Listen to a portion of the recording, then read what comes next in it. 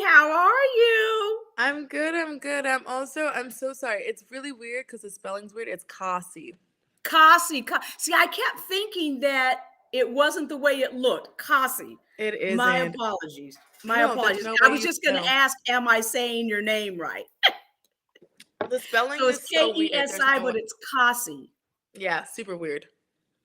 Okay. You probably get that. Well, my name is spelled Felicia, and it's Felicia, but people always say Felicia. I almost said Felicia the first time until I heard someone else say Felicia, and I was like, okay, now I got it. Well, how are you? So, to anybody who's with us, everything should be live. Um, I'm on the line with Kasi, the mole. She was the mole, and she played a fabulous game because they never figured out she was the mole. Yes, I watched the whole season, and I was so impressed with your gameplay. Wow. You have to tell me, you never did tell me the details of what you thought. Because it's like, I think you told me you said it reminded you of Siri. So, Suri. Siri. So Okay, Suri fine. was Trader, Survivor 4 times, Big Brother, and your gameplay kind of reminded me of her in the sense that you guys are very good at staying low key, staying under the radar, and nobody ever suspecting that you're somebody they need to look out for. Look Mm, out for in the sense of nobody suspected you, maybe kind of a little, but never to the point where they were putting your name down or looking at you as the true mole. yeah. So I think the only time you raised a flag was when you took that key at the end and turned around and walked out, left everybody in the. I wanted to holler. I said, okay, I think now she's going to raise some eyebrows.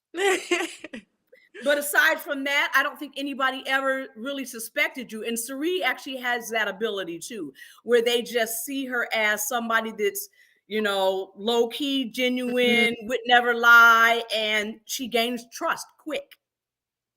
That's a good point. I mean, it's interesting that you say that because I remember like like we were filming the first episode in the jungle. And then Uh like huh. everyone's asking everyone everything, right? And Uh so huh. I'm not, I can lie well, obviously, but I can't, it has to like be somehow connected to who I Uh really am. huh.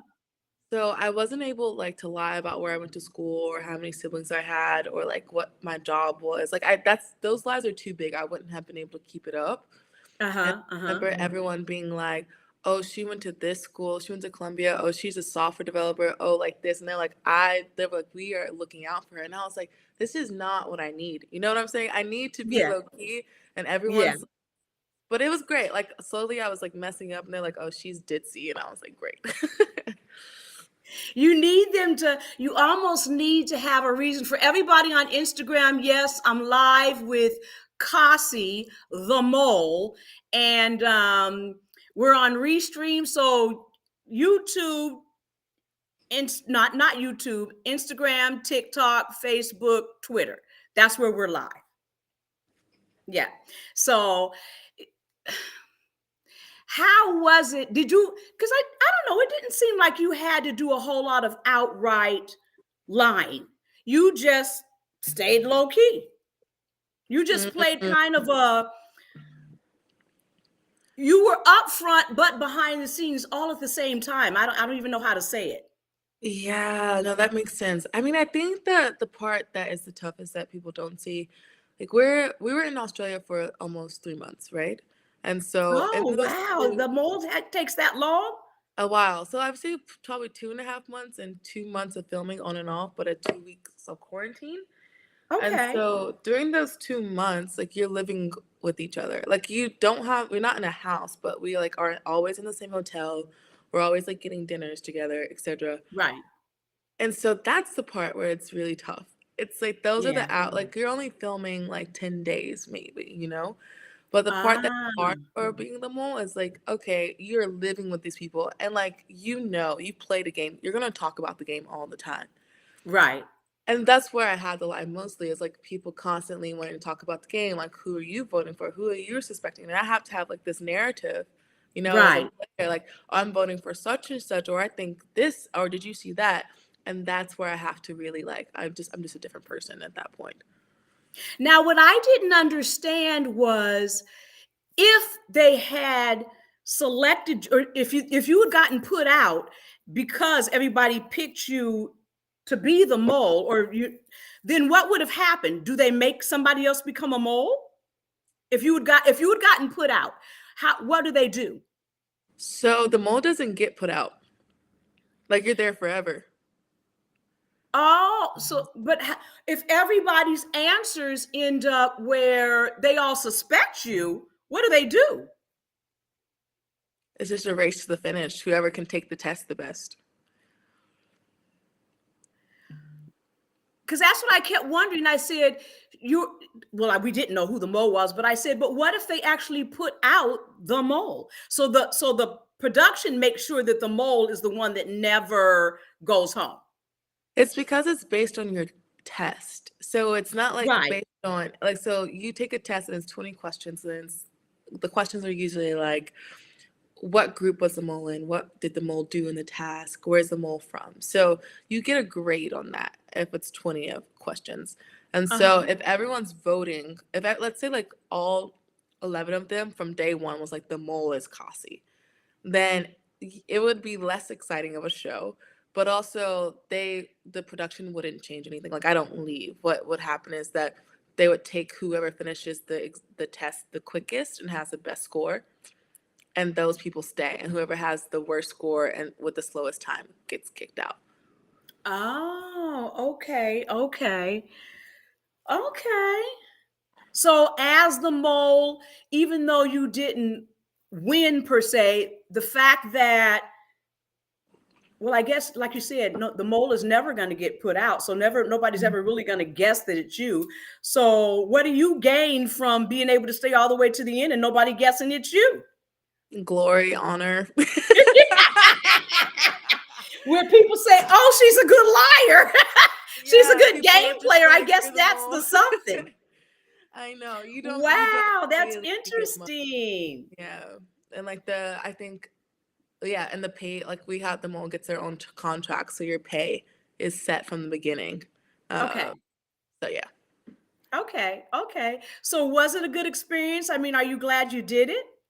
Yeah, definitely. I mean, I couldn't have imagined. I mean, I'm sure for you, like I remember you saying you used to watch Big Brother, and then Yeah. you're like, one day I'm applying for this, and Yes. like, could you have imagined like the show that you love is the show that you're gonna be on? Like, no, you can't imagine that. So I hadn't either, and like my background is nowhere near entertainment. Like I'm a software developer. That's just not. It's like the opposite, you know. Yes. Yes. Yes.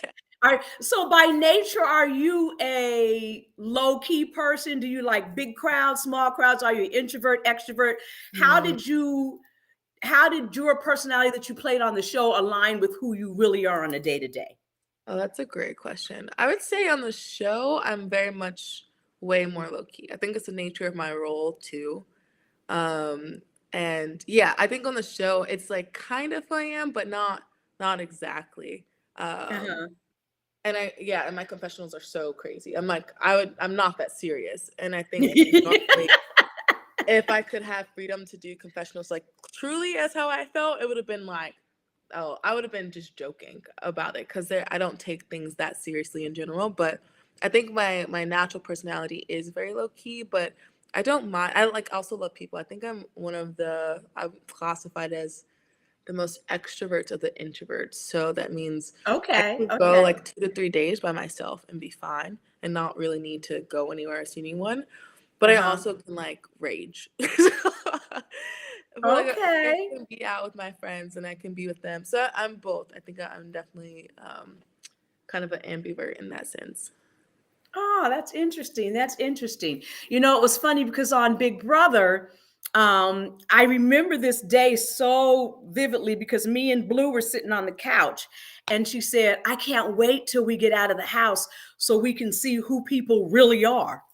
And I'm like, what do you mean by that? And she said, Hmm. well, I mean, she said, I know everybody's playing a role. And she said, like, you're only seeing about 20, 30% of who I really am. And I said, well, I hate to disappoint you. I said, but when we come out of the house, the same Felicia that you've seen in the house, that's going to be the Felicia that you see on the outside of the house because I've been playing me. Yeah. I said, I'm not playing. This is me. And she's like, Yeah. really? And I said, yeah, pretty much. So That's I was beautiful. surprised to find out that a lot of those guys really were, they were role playing so much of the time. Mhm. And that was interesting to me.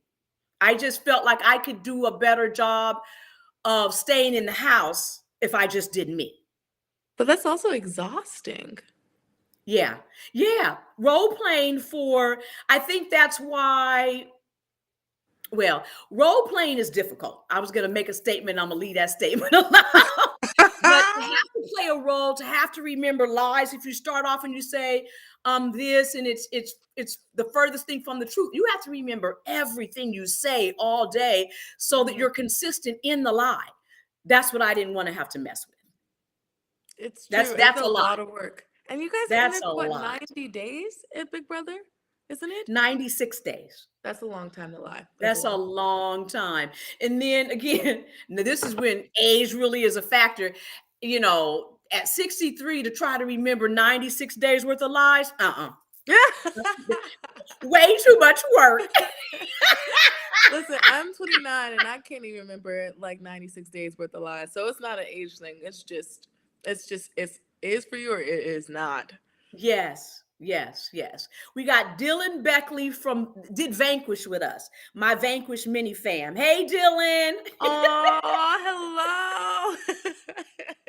Yes, yes, yes. So, what are you doing now? That is a great question. So right now, technically, I'm doing nothing. I You, was traveling. okay, that's nice. No, it's been beautiful. It's been beautiful. Like I before the mole, I quit my job and I was planning to travel for a year. Obviously, the mole happened that year, and that took over my life for a while. But then Yeah. after the mole, I just kept traveling. So now is the time where I'm back in New York. I'm settled. And I'm like, okay, girl, it's time to be a real adult again. Um, Yes. so yeah, so like specifically, I'm in transition. So I'm going back into tech. But if you know anything about tech, Yeah. interviews are insane. So I'm studying for that, and I have like had interviews coming up. But I'm also think I'm going to be a hostess in the meantime until the tech job happens because it's like a process. Ah. So I just got back. Like New York has a crazy culinary scene. So they all every I've gone to like two restaurants with like some amazing chefs, and they all think that the mole is the coolest thing. Like I have no hospitality experience. Let me just be clear, like zero. I They used just to want you to be there so you can draw the crowd in. I think so. It's crazy. Like the mole helps me in very random ways. And like, apparently going into hospitality where I only bartended for like a year in college, haven't done it in 10 years, but the mole is like they're like, "Oh great, you can do this." I'm like, "Okay." Uh, but yeah, so that's it. I think like tech is my bread and butter. That's what I love to do. It's been a while, so I just have to get the muscle back. But I think I'll do some like restaurant things in the meantime. That's cool. And again, you're in a position where one, you're young. Tech is something you can always fall back on. Mm, So no matter what you do, if things get tough, you can always go get a job in tech. I mean, so that's ideal because you have the ability to now be able to just experiment and try a lot of different things, but you have a fallback. I always, we used to always say everybody always has to have a hookup. And so the fact that you have tech and that kind of knowledge and experience engineering, you can't go wrong. You can't go Yeah, I wrong. feel very blessed, very blessed. I remember my cousin. My cousin is great. He's doing really well in like Atlanta as a DJ. And he like Uh-huh. started off as like a civil engineering major, but he loves music and then he like really got into the scene and was like really doing well. And I remember calling him after the mall. I was like, I don't know, and I don't know if he felt like this, Felicia. Like I was like, I feel like this is like this incredible platform and I don't know what to do with it. Like it Yes. yeah, and I was just like, this wasn't in my game plan, you know? I feel like some people know. They're like, I want to market my products. I want to do this. I want to like start a business, or they want to go into like more reality TV. Like I didn't have that type of plan. And I was Yes. like, I was like, I want to be grateful for this and like take advantage of this. And he was like, girl, go back to tech. Like, you're gonna make he was like, you have a degree. He was like, you have something that like is really like valuable right now. Your paycheck is not gonna look the same if you leave that behind. And I was like, oh, that's a good point. But I think in my dreams, once I go back into tech, I would love to like experiment with like some entertainment things. But I think Yes, I want them together, you know? I don't think yes. I have them separately. That's what I'm saying with your background, and then you take this entertainment piece where now you have more access to some big personalities and people. You Mhm. merge the two of those, oh my God. And you'd be surprised, just you never know, maybe you become content for somebody where they don't have time to mess with their something like this, and they say, Kasi, can you just be the person that just puts me out there and helps me? I mean, there's just so many different directions you could take this in where you merge the two. So that's why I say you've got great opportunity. Great Oh, opportunity. thank you, thank you. Uh-huh. I mean, I keep trying to figure out where I want to go with this. And I Yeah. don't really know. You know, I love real estate, and I want to stay in real estate because I like helping people. I really want to work with veterans and first-time home buyers because I have a heart for people who are paying this excessive rent. Because rent since COVID, post-COVID, oh my God, people are paying $1,500, $2,000, $2,500 and living in boxes. And I Yeah. just keep saying, if you're giving away that kind of money, put it towards your own property.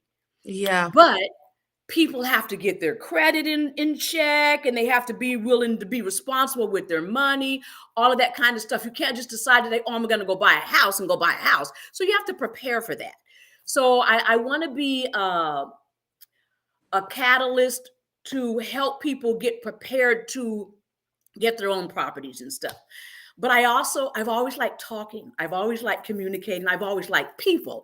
I've always seen myself as some type of talk show host or something like that, or Mhm. a motivator. I like motivating people because I have a positive outlook on life. And that's where I think my real gift is, figuring out how to be uh, a conduit for other people. Mhm. Um, I'm one who believes that if you serve others, you serve yourself.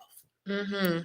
And so I don't know. I still haven't figured out what direction I want to go in, you know, what I truly want to do. And I'm just taking it one day at a time and saying, come on, God, tell me what to do. Yeah. It sounded like talk show host or motivational speaker, one of the two.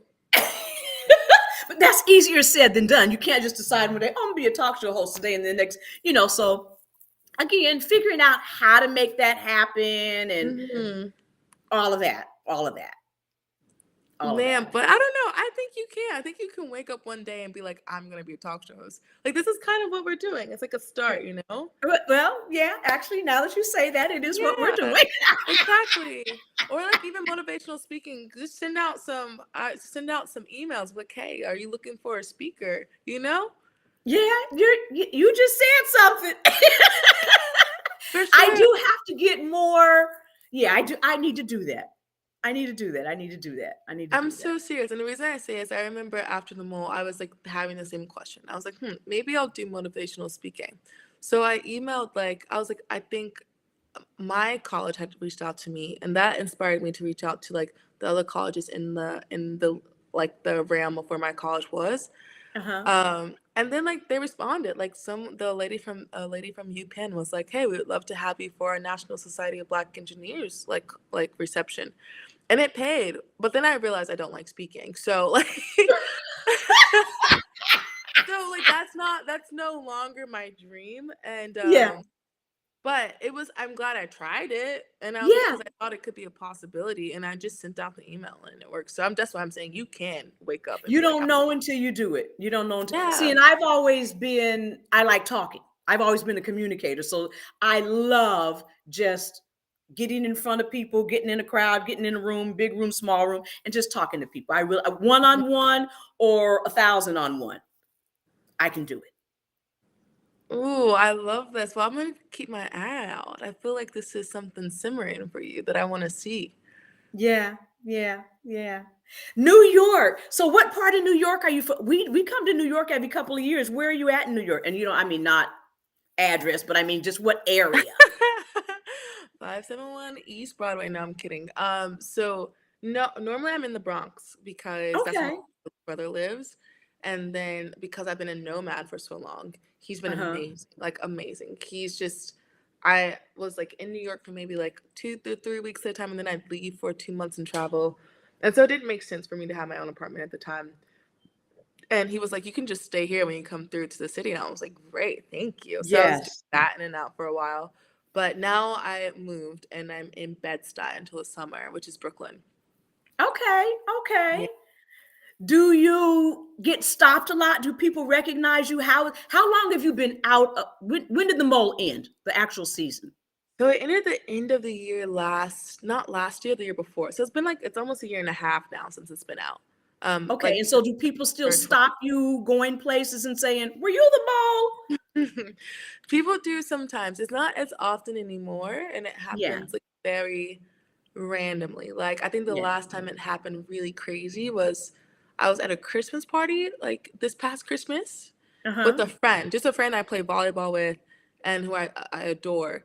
And I think like four people at that party was like, "Oh my God, you're the mole." And I was just like, "Wait, like it's just funny that it kind of happens all at once and Yes. it doesn't Yes. happen for a while, then it happens all at once." So it's like half like so many people there had just seen it and were like had so many questions, but it doesn't happen all the time. It happens in weird bursts, if that makes sense.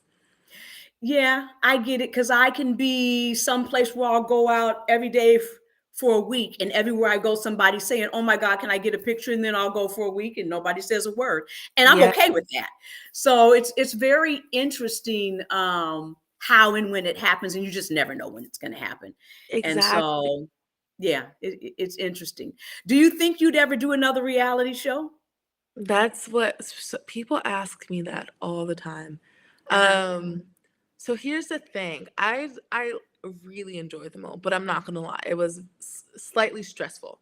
I Yeah. remember seeing the producer that I work with after we like met for for coffee in New York City, Uh huh. or we went to like for breakfast, and so he goes, "You look great." He was like, "You look so relaxed." And I Right. was like, You said, "Because I'm out of that place with everybody that was acting crazy." Right. And I was like, "What was I looking like before?" And he was like, "Stressed." And I was like, "Oh wow, you could see it on my face." So I think all that to say, um, challenge shows are great, but they, especially social challenge shows, they Yes. can be a little intense. And Yeah. I'm not saying no, but I think I would have to mentally prepare. Um, Yes. and maybe a dating show, but I'm also very awkward. I feel like dating shows would be fun. They're just like Oh, yeah. I could don't have see to you think on about something like anything. that. You just gotta vibe, you know?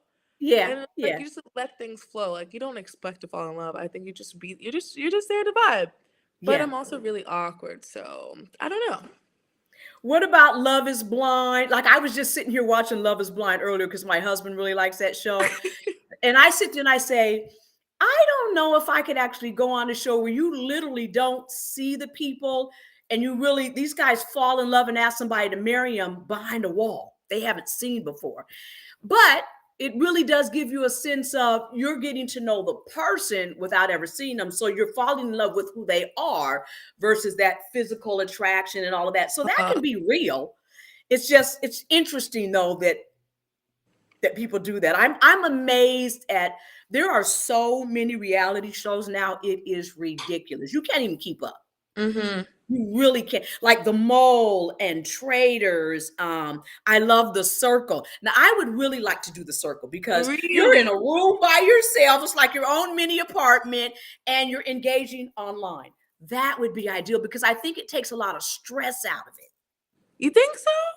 Yes, because you don't have to be in the room running your mouth all day with other people. Okay, fair, but it sounds kind of lonely. Oh no, because I think they keep you probably engaged enough where, well, it probably would get boring after a minute. I ain't gonna lie. Mm-hmm. But the fact that you can move around though, after being in Big Brother in the house with 16 people where you can't get away, You can rent I all think lonesome. I think the circle would be ideal. That's a good point. That's a very, very good. Yeah, yeah.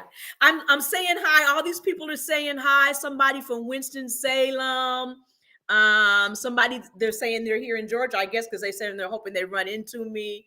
So I'm looking at some of the chats that are coming across on Facebook and Twitter. I want you guys to ask Kesi some questions. So come on. What do you want to know? Ask her what you want to know. So listen, so you said you aren't sure if you do some more reality. Well, you said you would probably. I would Like I said, consider it. I think I just have to. I would have to be like. I would have to mentally prepare, and I think also, the reality TV is really fun for the experience. But I think I get really impressed when people are able to leverage it to like meet their goals. So I think I would also yes. need to have like a goal for that type of like publicity, if that makes sense. Yeah, yeah, yeah. Let me ask a question. How did your family feel when you came out? What was their what did they say to you? How did they think you did? Good, bad, indifferent? Yeah, absolutely. So the fun part is I did not tell anyone that I was the mole. Like no one knew. Oh, Only the wow. cast knew. So when the show came out, it was my mom didn't know, my dad didn't know. I watched the first 5 episodes drop on Netflix with my brother. He was like, Wow. truly didn't think it was me. He was like, "No, that's just how you act." I was like, because he's known me since I was younger, and when I was younger, I was very uncoordinated, Uh-huh. and I was a little bit aloof. Like I was like more, I was like head in the books, but like not really like aware of my surroundings with my body and like mentally. So he's like, "Oh no, Uh-huh. this is what you do." But like I've changed since then. So but he was like, "Oh, I've seen that before." And then Yeah. I remember my mom and my dad came. It was my birthday weekend was the second drop. In October 14th. And I was like, oh, we were like celebrating, which I'm sure you were too. Like as soon as the mole came out, we were like out every weekend, the cast with our friends. And so that weekend Yes. this like huge party in like the Brooklyn warehouse. We brought in a band. We set up the bar. All my friends came. Pranav came. It was amazing, and my parents came too. And I remember asking them. I have this video of them, and it's like, oh, like who do you think the mole is? And so my mom is like, my mom was like, I think it's you, baby. She's like, I'm pretty sure it's you, honey. And I was like, interesting. I said, Dad, who do you think it is? He's like, nah, it's not her, Marvina. It's that boy Pranav. Oh my God. So at the end, when they found out it was you, Hmm. It was so funny. Like my brother like sent me this video. He was like, "No way," and I was like, and then like all my friends. I think my friends by that time had kind of guessed it was me. They're like, "She's acting super sus," and they know me. They know that I'm super relaxed. So they're like, yeah, "Why is she yeah, so? Why is she so serious?" And then yeah. So like half of people, I think half my friends were like or family were like it's definitely and the other half were just like I have no idea, but I think they were just like very, I think, proud. I think just like yeah. I You think did a great job. thank you, I appreciate that. Yeah, I think it's exciting for them too to watch a show with like one of their closest people in their lives, and Yes. like, be connected to it that way, and it was really special for me to share with them in that way. Yeah. So yeah, I think it's also nice too because I don't go home. I think that's the saddest part about watching a show is watching your friend go home Yeah. and or your child. And my family didn't have to experience that, and that was really nice. Yeah. Yeah. So who are you in touch with the cast? Did your guys' cast genuinely get along on the show? It seemed like it. We do. I do get jealous though. I'm gonna admit I get jealous of like the Big Brother Survivor community sometimes because I feel like you guys have a really deep connection because you Yeah. were in the house together, you know? Yeah. You lived with these people for, yeah. Yeah, so I can feel that even when I go to your watch parties, I can feel that relationship. And Yeah. for us, it's not exactly that because we were in hotels in separate rooms and we had to be separate because they didn't want us gaming off camera all the time. Ah, okay. But we're Okay. not on camera all the time. We only are filming like for half a day or like a day sometimes. And that happens like a couple Okay. times per episode. So we are cool. I think I still talk to Osei quite a bit. I also still talk to Casey and Will. Who else? Pranav, Samara, I adore. And Oh, that's nice. yeah, Avery's still pretty. We still see each other sometimes when she's in New York. Uh-huh. Yeah, so about that half is who I talk to the most, and then the other half I don't. I think like it's kind of weird. Not weird, but like for me specifically because I'm the mole, and a lot of moments with the cast is like also very personal moments. So I think it's Yeah. kind of strange to like reconcile that this person that you had a lot of personal moments with was also just kind of lying to you, even though it's like the nature of the game and their job. Yes. It's a weird Yeah. thing. So like half the other like there's a few people that are not comfortable with that and that's okay. I mean, I understand. It's just the way the cookie crumbles. It's true because all of these reality shows, they're centered around deceit. They Mhm. really are. And it's really difficult if you don't like being deceitful. Mhm. Or even if in playing the game you are deceitful, but you still always have those one or two people that you feel like you really trust. And then when you find out that it was all just a game, Mhm. it can be hard to recover from that. It takes a Yeah. lot out of you. I don't think people understand unless you've actually really played in one of the games, been on one of the shows, how emotionally draining it really is. I didn't realize how emotionally drained I was until I came out of the house. What Yeah. made you realize it? Well, one, even just looking at myself on camera, my whole life I've been somebody where I gain weight under stress. And I probably dropped from the time I came out of the house, I probably dropped 10 pounds within like a week. Wow. I'm like 15 pounds lighter than I was in the house just because the stress is gone. And that's when I realized how much I really was. That last week, particularly the last week, 2 weeks in the house, Mhm. I f- I felt myself moving to a position of, if I go, I'm good because I'm ready to go. I felt that emotional burden, and I was exhausted. Mhm. I was tired of thinking and strategizing and all of that. And particularly even after Cerie left, it was even worse when it got down to the four of us. And I knew I was going that next 3 days. That there was no doubt in my mind that I was going to be the one to go. And even the behavior and how we interacted, and it's draining. It's Yeah. exhausting. Yeah. But Mhm. still an experience of a lifetime that I don't would never trade for anything in the world. And again, I there's a couple other things that I wouldn't mind doing. I would never do something that was 90 something days again though. That was it. I ain't gonna lie, never. That's a long time. That was, I mean, I left home on July 22nd and I got back home. I mean, we finale night was November 9th. That was a long time. Wow. Yeah, a long That time. is a while. Wait, so do you see the finale when everyone else sees the finale? Yes. We're in the finale when the finale's happening. So Big Brother is live. It's not where it's pre-recorded and then we sit at home and watch it. When you're watching it, we're in the house.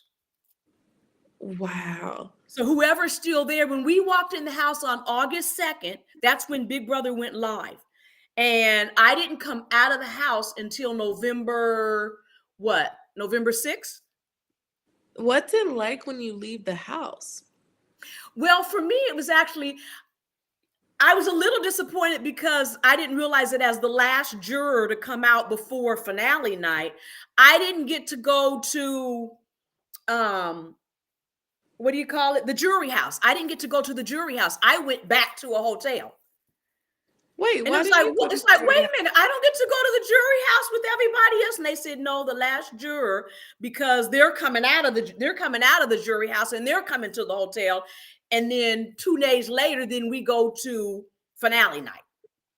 Not house? knowing who won, not Oh. knowing who the three, well, we know who the three people are because I'm the last one to come out the house. So when we did that jury roundtable, I was the last one and they see me come out and it's like, Felicia.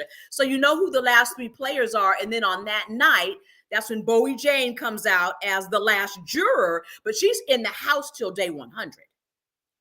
So she was literally there Oh, the entire time. She just comes out earlier, day 100, and then Matt and Jag come out after we do our vote. I see what you're saying. Okay, got it, got it, Yes. got it. So Yeah, so then, you okay. guys pre-record. Ours is not pre-recorded.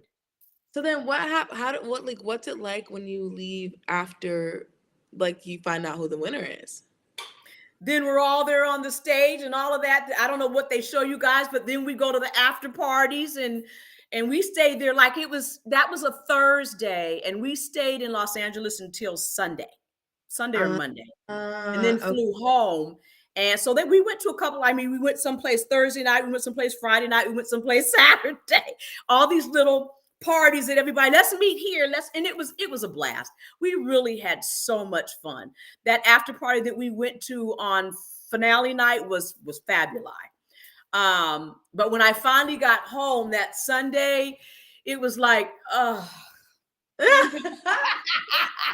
I'm home. Yes. And that was like November 12th. Wow. Yeah. Does it, Yeah. I'm so curious. Like, okay, you go through all that. That's actually kind of a nice way to transition, to go from Yeah. being in the house and partying for the weekend and then Yeah. going. And then going home. And But my then what, husband and my son, they were there finale night. So when we came out of the production stuff and everybody went back to the hotel rooms, then they were there. And so that was fun because they were at the parties with Mhm. me. So then, but what's it like when you go home? What does that feel like after you've been in the house for like 100 days? Now it's interesting you asked that. It was and still is a transition because a lot of things, when you go 100 days and you don't have a phone, you don't have Mhm. TV, you don't get to go outside except to sit in the backyard where you can look up, but you can't engage or interact with anybody else. When I first came back home, um, everything is noise. Even Oh. Yeah, even now when my husband has the TV up loud, I'm looking at him like, ain't that loud? And he's like, oh, so everything bothers you now. It's like, I can't help it, but it's like when you go that long and you don't have TV on, you don't have the phone, and trying to get used to all these competing sounds. I'm used to people talking, but the other competing sounds, we didn't have none of that. No music. I mean, we had music when we were on lockdown, and that was it. Or when they gave us a little Mhm. party, and that was when we weren't live on camera. That didn't happen very often, maybe 4 or 5 days out of the whole 100 days. So the only thing you're used to is people talking. And honestly, when I got home, it was like, I could care less if I don't talk to anybody for a month. Mhm. Yeah. Because you're tired of talking. Wow. So it's Okay. it's it's different. Yeah, it's so different. It's so interesting because like the more like, comparing the two, they're just not the same game. Yeah. Not the same game at all. Mm-mm. Yeah. Yeah. Because you can't ever get away when you're in the house. Um, and it's kind of it's a catch-22 because if you're seen talking to somebody, then all of a sudden you got to be in an alliance. If you sit over by yourself, then all of a sudden you're not social enough. And so you don't connect. And so that's a negative. So you have to find the happy medium of, I got to stay engaged with people all day, every day, but you have to pay attention to who you spend more time with, because everybody's watching everybody all day long. Wow. One bad conversation sends you home. Really? Yeah. What if you just want to tap out for the day? Be like, hey, I'm just gonna relax. I don't want to talk about the game. Is that a thing? No, not really. Now you can tap out, but it's again, and I won't say it didn't happen, because there were different times in the house where somebody got irritated by something. Somebody just didn't feel good. They weren't able to sleep. And so they might just sit on the couch all day by themselves. At some point, though, somebody's you okay? Do you need anything? So at some point, people are still going to get in your face. Mm. So, it's still hard to totally get away, and they don't let you sleep. You can't sleep during the day. There's no sleeping between 10 in the morning and 10 at night. If he Why? sleep, Mr. B is gonna say, no sleeping, because you're on camera. The cameras are everywhere 24/7, and they can't afford for everybody to be laying in the bed sleep, because that means America's watching a whole bunch of people laying in the bed sleep. So you don't get to sleep. You You best don't get to believe take I go to naps. sleep straight from 10 p.m. to 10 a.m. I would not wake up early one day. That is so. Well, and here's the something. Even though they say you have to be awake from 10 a.m. to 10 p.m., there were times where they woke us up at 7. There were times where they didn't turn the lights out till 1 o'clock in the morning. So it wasn't really you got to sleep from 10 to 10. That's just the hours you must be awake, where they can't say house guests no sleeping. But if they wake us up at 7 because of what's going on that day, and after a while, after about 2 weeks, you figure out the pattern. So we learned the pattern quick. Yeah, yeah, yeah, yeah. So there were days where we got up at 7, and we like, what the heck are we up at? And when they said wakey, wakey, you had to get out the bed. Yeah. You didn't Yeah, get to that's say, but it's not 10. I'm sleeping here till 10. Oh no. wow. So again, Interesting. there's a lot that goes on behind the scenes that people don't realize. Yeah, for sure. And I get it. I get it. It's always a great experience. And I know, like, overall, Yes, it's going to yes. be beautiful. But there are some nuances that make it a little bit tougher than people might think. Yes, that's why I say until you do it yourself and go inside production, you don't have an inkling about what it's really like. And I'm sure still, even with you guys, some of those challenges that you guys did, oh my God. The hiking and the climbing, and when you guys were carrying those big old ice cube things, I was cracking up. But I had to laugh when you was just kicking them off, and when you were throwing them off and trying to not let them realize. And she's looking around, and she's like, "Oh, it fell off. I didn't even know it fell off." I was cracking up. I You was know, like, "Oh my God." That's when I thought they everyone, were gonna really think you were the mole. yeah, no, everyone think it's so funny because I didn't know that was going to be like when I did it, I didn't know it was going to be a comedic scene. You know what I'm saying? Yeah, But yeah, yeah. everyone I talked to was like, I laughed so hard when you started throwing the ice blocks off. I was cracked. Those things looked like they were so heavy, though. I was thinking, man. They were, to be honest. I remember when they gave me the briefing for it. So I get briefed before every mission, and so I had like a 5 minute like slot where they tried to explain everything to me quickly. I'm like, Uh-huh. yeah, you're gonna be picking up ice blocks. You gotta like take them up the This mountain, and big old hill. oh, okay, like ice blocks, yada yada yada. It's probably not that crazy. And then they're like, maybe what you can do is like sometimes they'll give me like like they'll tell me like these could be some options, but like one of the options was like to ditch the sled and just race up the mountain so we were first because if you're first you get like an advantage in the quiz. Uh-huh. But the thing is, like, you don't see this, but Joy's a great player, man. She's just a great player. And I remember every option that they said that I could do, she had already done it or suggested it. And I was just like, Wow. damn. So like I can't do that because she's already like has this, I can't like, you know what I'm saying? So Yeah, then yeah. we were up going up the mountain and I was like, well, it's the last time I can do anything. So I was like, let me just I You're was like, like, how do I okay. do this without her getting suspicious? I say what? How do I do this without her getting suspicious? That's what you were. At that point, I was like, we're gonna try a double bluff. Like, I'm gonna do something so psychotic Yeah. that she's like, this girl is way too obvious to be being the mole. You know what I'm saying? Right. And Right. it ended up working. And so that was like kind of wild, but I didn't know what was gonna happen. I was like, let's try it. But I also knew, like, I think Joy and I had a conversation as well. And this was on camera, but it's not in there.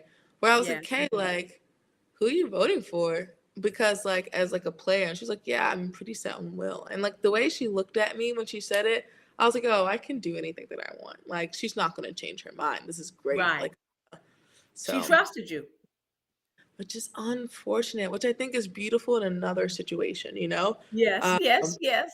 just not beautiful in this situation. But that's good. That means you have a trusting spirit, demeanor. That's a great thing. Thanks. It Yeah. really is. Nobody trusted me in the house. I don't know what that was. Wait, really?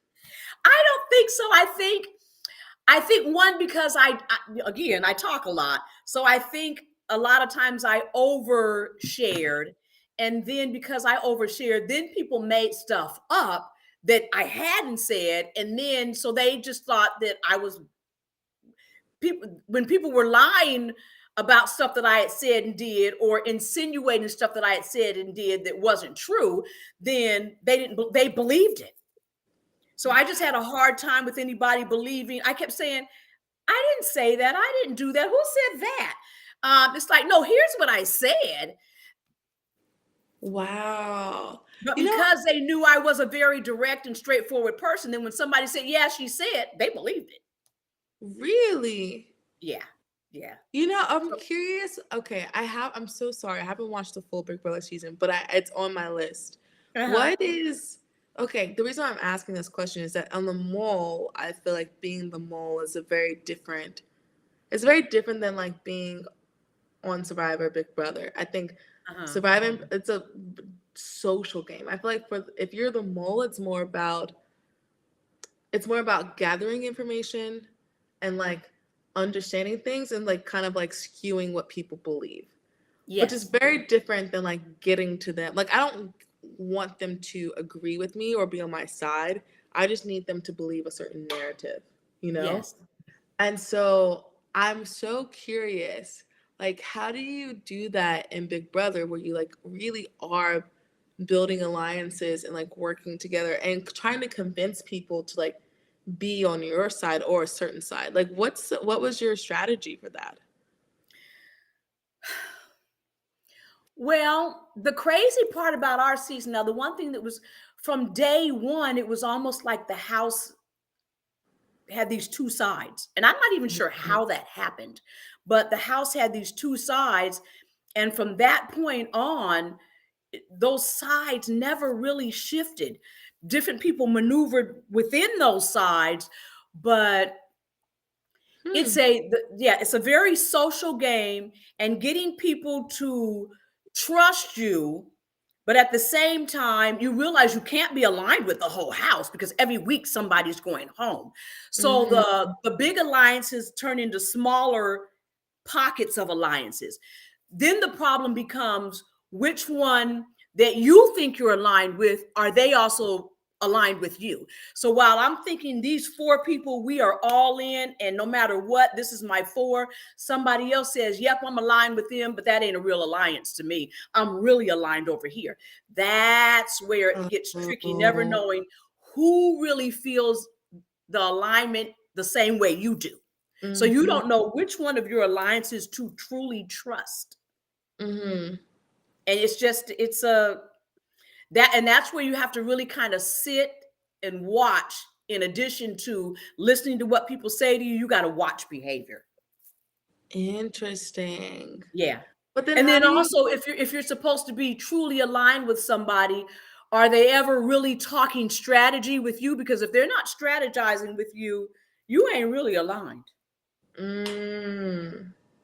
Yeah. But then how did you pick who to gravitate to in your alliance? In the beginning, I think it's just who you naturally like, going into a party or going to a new school, and who do you naturally connect with. I think Uh-huh. that's really kind of where it starts. Conversation, and oh, this person seems really nice, and oh, here and there. And then after that, then it's what you hear.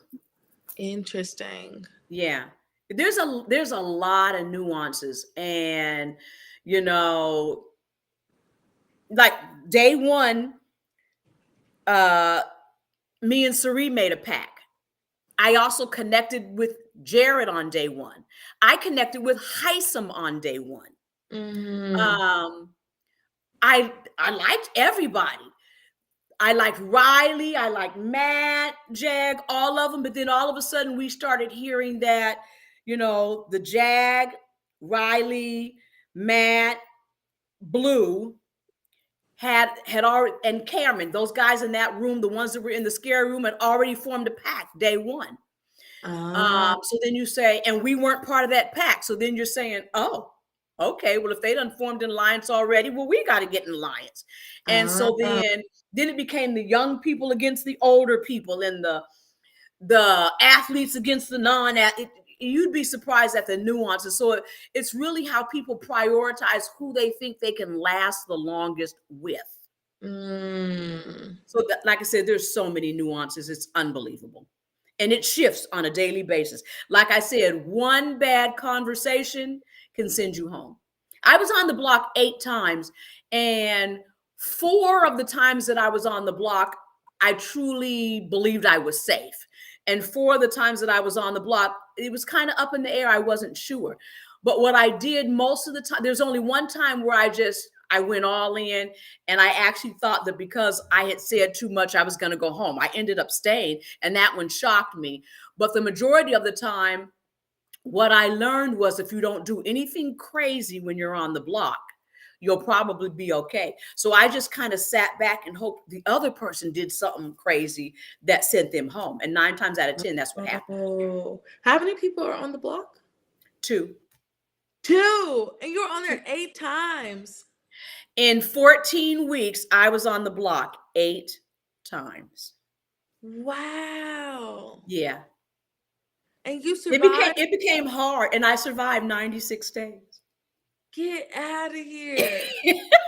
I set a record for being on the block. You were the most on the block? Yeah, nobody has ever been on the block 8 times. I think Taylor had 5. Cameron was on the block this season with 5 times. Wow. I was on the block 8 times. Why were they putting you on the block like that? I think at the end I became the easy pawn. And see what another thing with Big Brother, a lot of people, they don't want to get they call it getting their hands dirty, because once you put somebody up on the block, now for the most part they want to come after you. And so then a lot of people then say, well, Mama Fee's already been on the block. Let's just put her up there, even if she's a pawn. That way we don't have to piss anybody else off. So after going on the block week 1, I became the easy pawn. To just to target someone else, essentially. Yeah. What? Yeah. Yeah. It was kind of ugly. After a Yeah. while, I really kind of got offended. I see you, JY Christ, who says I fought for you. Yay! I appreciate it, even though I didn't win. Oh my God. That game is a tough game. It really is. I have an appreciation. I applaud everybody that's ever played Big Brother. I know, but then now I'm wondering, like, how do you? This is what I noticed. This is what I've been noticing, that you have to kind of convince people that your perspective is advantageous for them as well. Yes, you do. You have to convene. So again, a lot of nuances. Sometimes they keep you because they figure. Sometimes they keep you because you're gonna help them win comp. So they look at they want competition beasts on their side if they're aligned with you, because you're gonna help. If you win head of house, so they figure you're safe with them. Sometimes they may keep you because they figure you're a bigger target than them. So somebody's always going to look at you before they look at them. Sometimes they keep you because they realize, well, you haven't done anything. You aren't going to win anything. And so in the end, I'll sit in the chair next to them because surely they'll pick me over you. I won 5 comps. You didn't win any. I'm going to win. So you have to know how they think to know how they value you or devalue you. Now, I knew going in at 63, I wasn't going to win a lot of physical comps. I knew that. I was thinking that I could win some mental comps.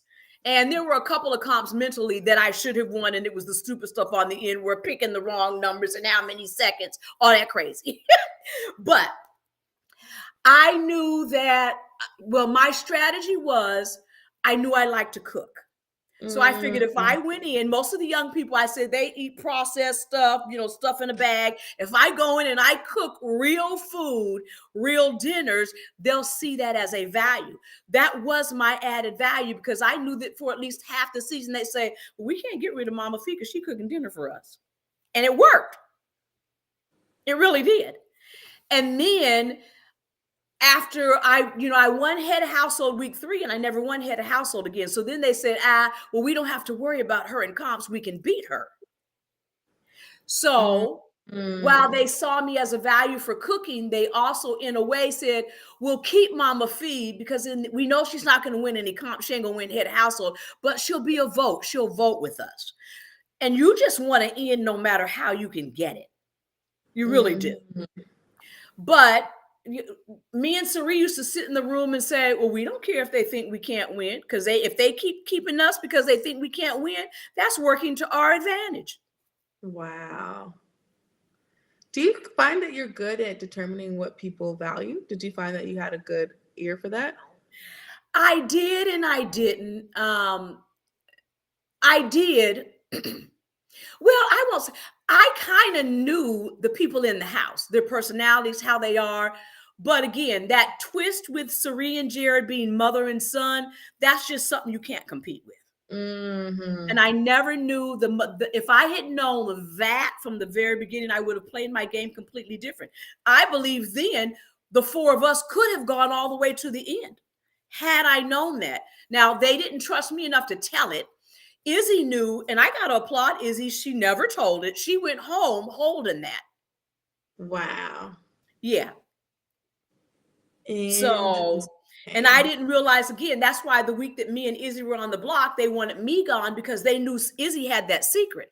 And so they didn't want that secret to get out. And they didn't know if they had decided to put Izzy out, if she would tell it because she got her feelings hurt. So they had to protect Izzy. And because I was on the block with Izzy, I had to be the one to go. Wow. That's how that ended. Yeah. Was that must have been shocking for you? It was. When I found out that they were working for Izzy to stay and me to go, my feelings were hurt. That was Yeah. my first real sense of, uh-oh, Felicia, you better open up your eyes and really pay. You done missed something. That's when I realized I had missed something. Yeah. And I'm wondering, Yeah. like, are you able still to be friends? Is that something you kind of have to like work through, or is it like, hey, we're It playing? is. And me and Sari talked for the first time a couple of weeks ago because both of us were kind of holding something. She felt betrayed by me. I felt betrayed by her. Wow. Yeah. Yeah. Man. That was a hard one because I was the closest to Sari in the house without a shadow of a doubt. Yeah. How was that? I mean, you don't have to get into the details, but how was that? Like I said, it was hard to recover from that because for as much as I genuinely liked her, I still felt I'm one of those where once I lose trust, I have a hard time being completely all Mhm. in. So I like you, but I feel like I have to keep you at arm's reach because I'm not sure what you're going to do. Is it what makes it okay? And I'm asking this because obviously I get that, obviously. Yeah. Um, I think what from the mall, a lot of people were able to be like, I'm separating the game from the people. Now Yes. it's something that it sounds like it's easier said than done. It is, and you really do have to separate the game from the people. And I kept telling myself, Felicia, it's a game. Felicia, it's a game. Felicia, it's a game. Don't take any of this stuff personal. And so I tried to stay there because I'm not a person. I really am not a person that holds stuff. I'm not. Um, and actually, even coming out of the house, I wasn't holding anything. But then I got the feeling that others were holding stuff. So then that's when I backed up and said, well, I'm not a pusher. I've never, tried to force anybody to get in the room with me. So if I feel like you don't want to be in the room with me, okay. So I felt like I needed to wait until others were comfortable with coming in the room with me. I wasn't going to force myself in the room because on going out of the house, I still tried to stay very positive and not say stuff that I thought was, because I really did realize it was the game. Now, when you're in the house, you take it personal because I took it personal in the house. But when I stepped out in my mind, because I never said anything outside of the game where I was saying personal stuff about anybody. There were a lot of people saying, I hate this person. I can't stand this person. I would never this person. And I just thought, stop it. Don't let Yeah, anything that happens in here make you say you hate somebody because right.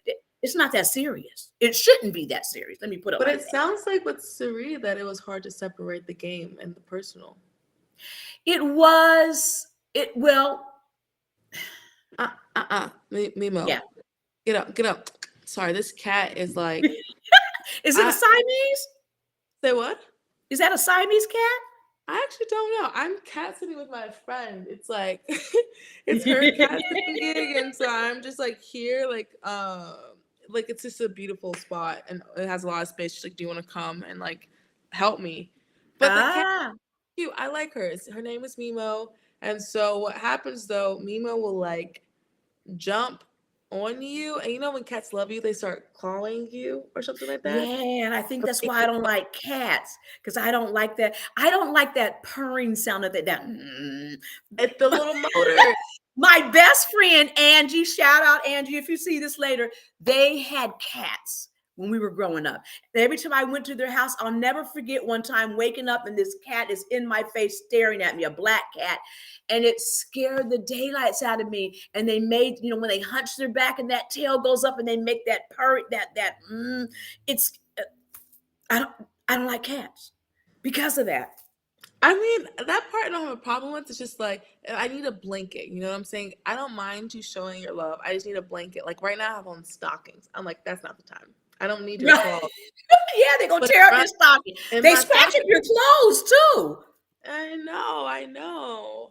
Also, Felicia, I'm so sorry. I have to run. I have to go to a Oh, dinner, and I'm supposed to help them cook in like 10 minutes. absolutely. I just want you to know that I really appreciate sitting down with you tonight. And anytime you want to chat, if you want to come back live again, keep up with me. Let me know what you got going on. And trust me, when I come to New York, I'm looking you up wherever you Let hosting. me know. I'm serious. I would love that. Yes. Absolutely love that. And I love cooking for people, so I'll cook for you. Yes, yes, We yes. need I'm coming to your place when I come to New York. I'll have my husband with me, maybe my son, but we rolling in. Oh, they're all welcome. I would love that. And my brother's here too, so we can make it a whole family affair. Yeah. Okay. Well, thank you, dear. I hope you have a fabulous night. Enjoy your dinner plans tonight. Have a wonderful evening and smooches to you, success in Thank you. everything that you put your hand on. Sending that right back to you. I'll be looking for you, public speaker talk show host. Okay. Take care. Have a good night. Bye. See you later.